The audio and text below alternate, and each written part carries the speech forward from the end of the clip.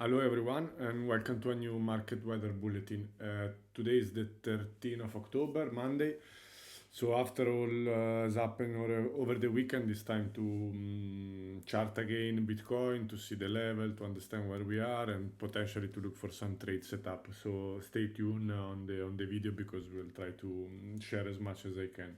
As always, a big shout out to Bluefin for sponsoring the video. You will find the referral link on the description below to trade with me on Bluefin. Enjoy a 20% discount on trading fees and be eligible for all the cool campaign that we run with the team. We are currently having a giveaway of iPhone, MacBook Pro, and Rolex, and many other prize. So do not miss out and trade with me on Bluefin. Also, before moving to the chart, make sure to subscribe to the channel, leave a comment and a like. So I'll make sure to drop as many videos as possible. But without further ado, let's move to the chart and see what we can get from the current Bitcoin price action. So first, as always, we start from a naked chart on high time frame just to assess the situation, to see what would be or what is our high time frame bias. So here the market structure is a little bit potentially confusing, but let's say that we clearly have a bullish market structure, and on high time frame potentially we are more or less, if we look at it in this way, still in an higher high territory. There is, let's say, a little discretion in this, because if we look this market structure here, probably on the daily, we somehow broke it with this week that traded below here. So it's a little bit discretionary to say, let's say, in some sort of time frame, on high time frame, the structure is still bullish, as you can see here. But for sure we broke the structure on the 12 hours, on the 4 hour. The daily is a little bit discretionary, but let's say not be too much dogmatic on this. What I wanted to show you, that is a typical uptrend indicator, especially during the bull market or the uptrend, and in the case of Bitcoin is the weekly 50 EMA. As you can see, this is a very important moving average. This is the Binance perpetual chart. You will see some difference, but as you can see on the weekly, when we start uptrending, let's say, usually Bitcoin is respecting this moving average, and we are in the downtrend on high time frame, we are below this moving average. As you can see from 2023, when we started the huge uptrend in February, this moving average always more or less held the price, always also in the bigger dip. As you can see, the dip the other day on Bitcoin was still above this super important moving average, that is more or less one of the best portrayal of the high time frame bullish trend that Bitcoin is having. So comparing to many alts that went literally to zero, as you can see on high time frame, Bitcoin looks completely fine. Because the structure is still intact. We can argue that this was a breakout structure, as I said, but the high time frame, like the weekly market structure, is still totally intact, at least until 98. Also, as if you want again to use another indicator, this weekly EMA 50 is still well below the current price. So on very high time frame, the bias for Bitcoin, because many other altcoin looks completely different, for Bitcoin is still looking not that bad. So once we have selected our, let's say, high time frame bias, we go as usual to select ranges, because we see we select ranges if ranges are still relevant, and in my eyes range are still very much relevant. As you can see, this was a former resistance level that held pretty well, more or less. As you can see, resistance, resistance, resistance, all this way here, support, support, we did weak below, but we are back above it. So in a very simple support and resistance point of view, let's say, we are still above this flipped resistance level, and somehow, despite the week, this level is still working as support. As you know, there was this very big range that we traded for pretty long time from last year until October, November, July, sorry, from last year in November until July. We broke out and we are above. What we don't want to see, as I repeated many times, we don't want to see this price action turning out to be a deviation, a very deviation back in this range. So far, I cannot see from the chart this deviation happening at the moment. Then price action might change, but as long as we don't deviate below this support and resistance level, that to be a little bit more flexible, we can mark as this level here. As long as we don't break below this level, this remain on my playbook an accumulation, and this is potentially a further accumulation, reaccumulation before higher.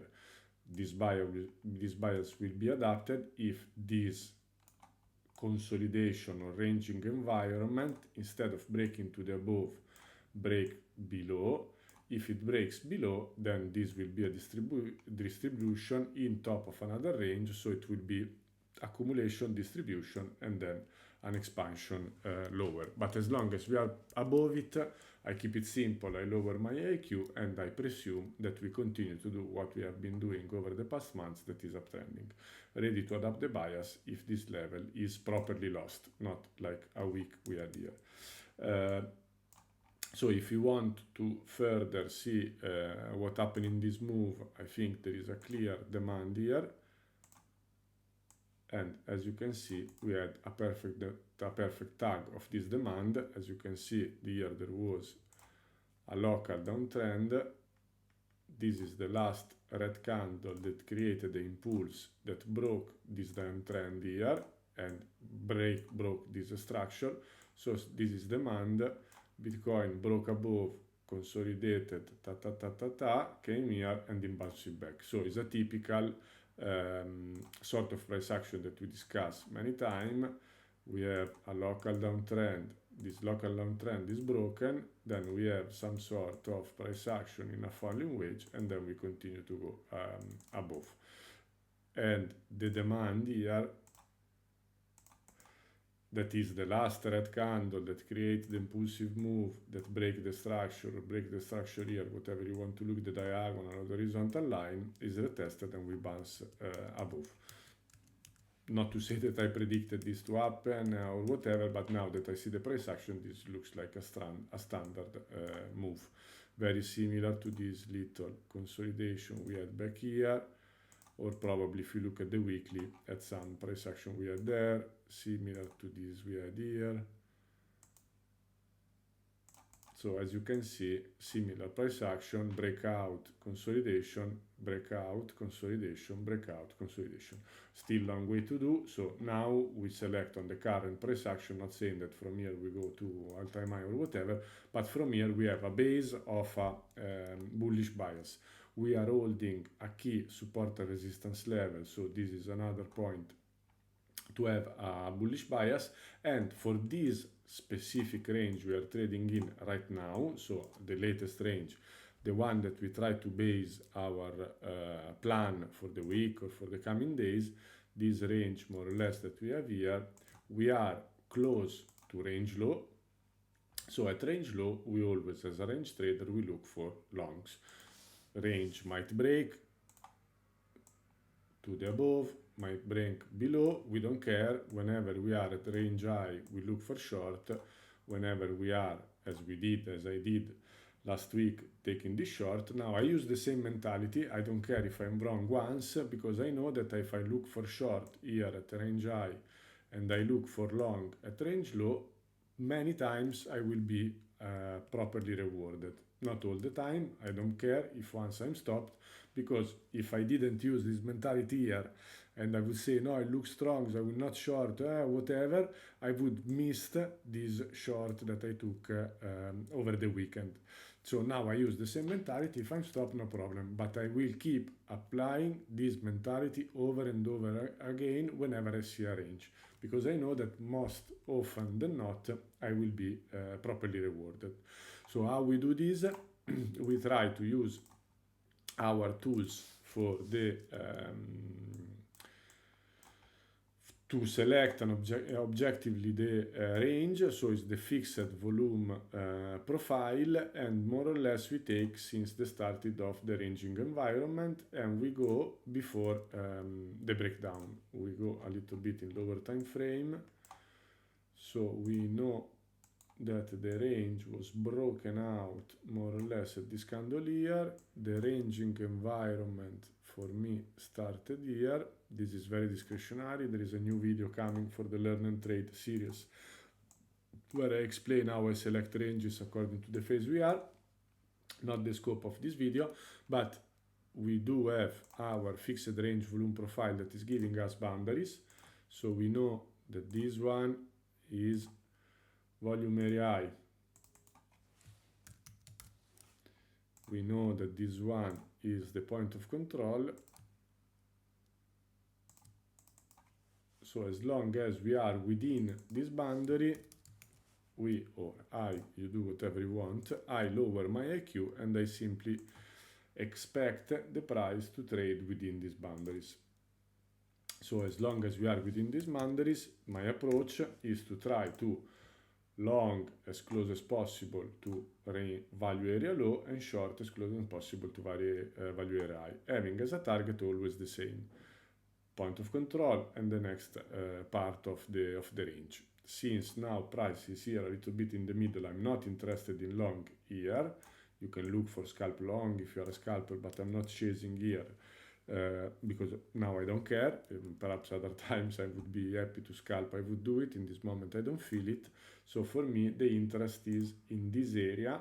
That was the area that originated this little market structure break. So you know where we are, high time frame support and resistance level, this with the red line. In the range we are above value area low, so after the deviation below here we expect a visit again above. So we go on lower time frame to define a little bit further this area of interest.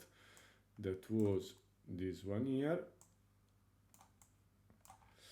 And as I was saying, in the 4 hour, let me show you a little bit. In the 4 hour is probably this demand here, the last red candle before the breaking out. On the 1 hour, we can define it a little bit better and see what happened. And I think we use the Fibonacci as always. Here again, discretionary. If you are more patient, you can use the full move from 0 to up. If you believe there is strength in the market, you can also do this way. You will see that according to what you have, you get 2 levels on the fixed volume profile of this little range here. That is potentially this range here before the breakout. Give me a second. Probably this one. Okay, not major difference, but you will see that the 0.75, if you take the more aggressive, gives you the point of control.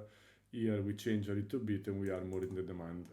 I think here the decision is super discretionary, but what we want to see if this auction come back inside this range, we want to test this level and move again above. So price should not go and find exception below the point of control, because here there was a consolidation, here there is a breakout. If you want to see a retest, should be a fast retest. If price start to find acceptance inside this range, I'm very bad at drawing, and come here slowly, this would be a bearish deviation. So my interest, let's say, is a little bit higher, but I will show you that we can also take 2 entries. So one is this, the other is this. So either I'm in front of the computer and I look at the price action, or I can use two entry or two trades or set alarm. So the first one would be this one. Sorry, now the chart is a bit messy. Is this latest consolidation and this point of control that you can see here, point of control of the little range we had before the breakout. So how do we trade this? We have 0.75, we have point of control, we have the demand. You can split 3 orders, one at 0.75, one at point of control here in demand, or put in the middle, depend how lazy you are to prepare your trade. Probably 3 orders would be the best way, so you average your entry. The stop to me should be as close as possible to value area low, and we are aiming to the next trouble area that at the beginning will be the point of control of the macro range we saw before, and after, as we said before, to value area high. This would be a quick dip. The second option, now at this moment for me it's difficult to tell you which one is better, probably we can also trade both of them, is to look the wider move on the, so while in the first one I took the fib of only this move here and look for a retest here and go up, in the second option I took the fib of this one, looking for a little bit a deeper correction and going higher. Again, very discretionary, guys. These are technicals, rules that then when you apply to the chart, you have to apply some discretion. Sometimes market is very strong and the dip until just until here. Sometimes market is stronger and the dip a little bit higher. The best would be to be in front of the chart. So the second setup would be a bit lower on this 0.75. The target would be the same, point of control and value area high, and the entry would be on this demand. So this is the 4-hour demand, this is the 1-hour demand. So let me write it: 1-hour demand, 4-hour demand. So my approach probably to this, once I have the setup, I will share it on X, is to average them, to be more generous with my stop loss in both cases, and average these two trades like this,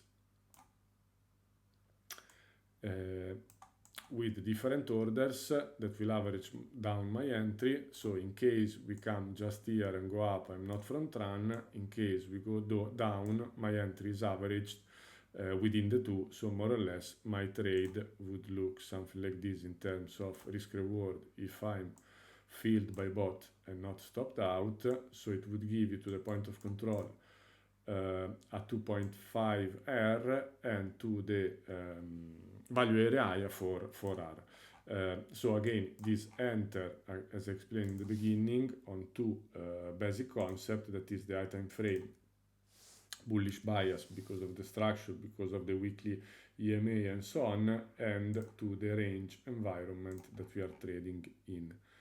I can't cancel this. Okay. What is very important, that if you want to trade, before going to the summary and to the final explanation and tricks of this trade, if you want to take this trade, make sure to do it with me in Bluefin.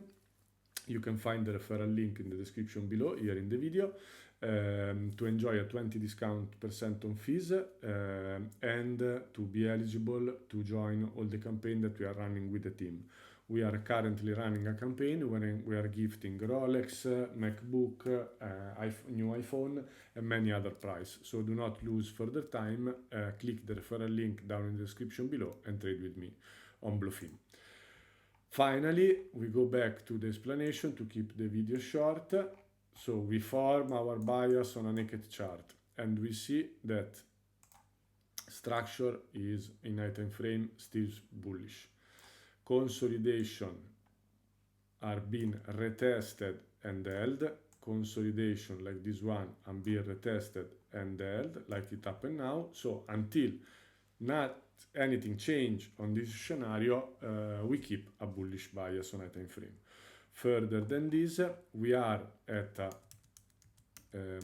lower part of a range, so close to value area low, range low, or without close to a macro support and resistance level. So the bias or the focus is at long. As the focus here at the top last week was shorting, the top at support is longing. So this is very clear to me all the time I'm trading. So I never short support, I never long resistance. Will resistance one day break? Yes, for sure one day a resistance might be break. That's not the trade I'm interested to take. Will support one day be broken down? Yes, for sure it will happen one day that will break down, but I'm not interested on those kind of trades because I'm not a breakout trader. I'm a range trader, so I long support, value area low, and I short resistance, and I did as I did last week here at resistance. Sometimes it will work, sometimes no. I'm totally fine with that. I know that it gave me an edge over the long turn, over the long run and over thousands of repetition. So since we are looking for a long here, we want to long if the market allow us as close as possible to value area low, because we get a better risk reward. Locally, we have selected this consolidation here as a consolidation before a breaking structure. The breaking structure we had it here or we had it here. So now on low time frame, we have an assumption that the low time frame price action has turned bullish. So since this has given us a further trigger to position ourselves long on a mean reversion trade on the other side of the range, we are looking for entry at the point of control, demand, whatever is 1 hour or 4 hour, and the fib levels according to your discretionary approach of the fib level. To go here and to look for point of control, mid-range, and value area high. We do have an invalidation, that is the last low we created here before this breaking structure. So if the structure is really broken, we don't want the last low, this one, to be broken. That is, in this case, is this one.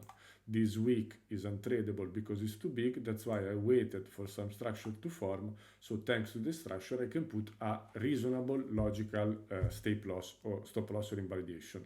Am I sure it will hold? No. Am I sure it will visit this area and I will fill?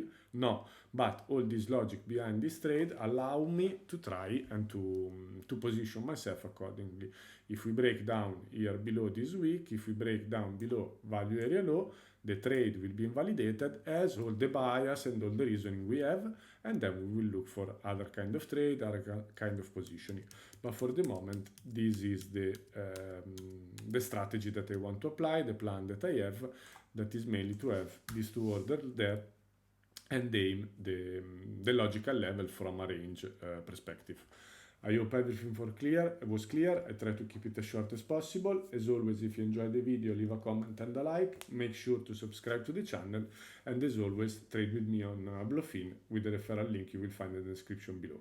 Is everything for today. I hope you enjoy. Stay safe up there. We'll see you in the next one. Bye.